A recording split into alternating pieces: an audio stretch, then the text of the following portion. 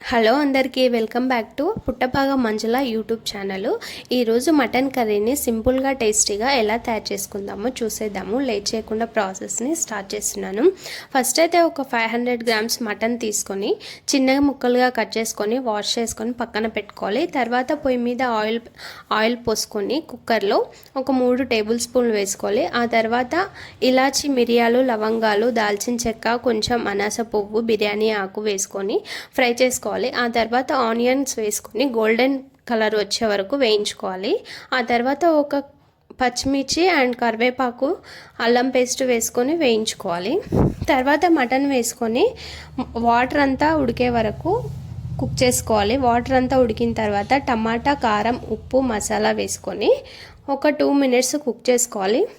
ఆ తర్వాత 2 గ్లాసుల వాటర్ పోసుకొని కుక్కర్ మూత పెట్టుకొని 5 to 10 విజిల్స్ వచ్చే వరకు ఉడికించుకోవాలి. 10 విజిల్స్ వచ్చాక సాఫ్ట్గా ఉడికిపోతుంది. ఆ తర్వాత కొంచెం ధనియాల పొడి, గరం మసాలా, మటన్ మసాలా వేసుకొని కొద్దిగా కొత్తిమీర, కరివేపాకు అండ్ కొంచెం పుదీనా కూడా వేసుకొని ఒక 2 మినిట్స్ మంటను మీడియం ఫ్లేమ్లో పెట్టుకొని ఉడికించుకోవాలి. ఆయిల్ పైకి తేలేంత వరకు ఉడికించుకుంటే సాఫ్ట్గా కుక్ అవుతుంది, టేస్టీగా ఉంటుంది.